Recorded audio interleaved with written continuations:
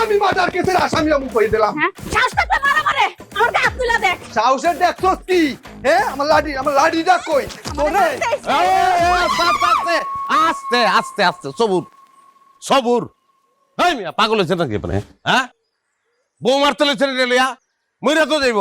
হ্যাঁ বউ মইরা বীরপুর সন্ধ্যায় ফাঁসি হইব তো মিয়া। কি হয়েছে কি ঘটনা কি কন? লাঠি দেন আমার কাছে। সমস্যা আপনাকে সমাধান আমি দেবো। কি হয়েছে কন? আরে ভাই সমস্যা তো গুরুতর। হে তো আমার দামই দেয় না, 2 পয়সার মূল্যায়ন করে না ভাই। ঘরের বউ যদি কথা না হনে তাহলে কেমন লাগে আপনিই কন?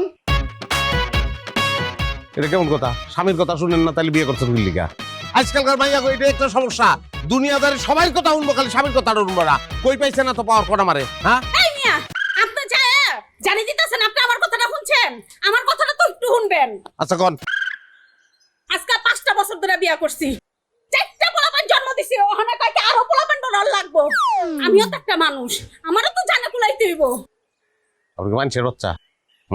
পরিবার পরিকল্পনার যুগে আপনি আরো বাচ্চা কাচ্চা চান?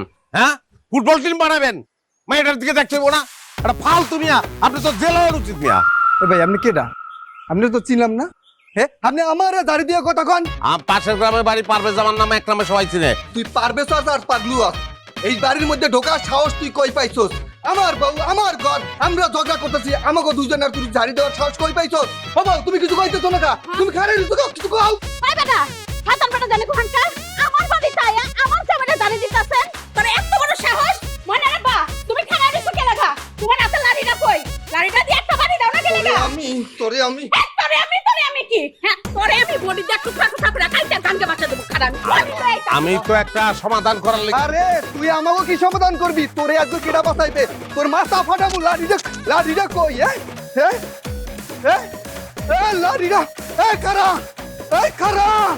খারা কই যা?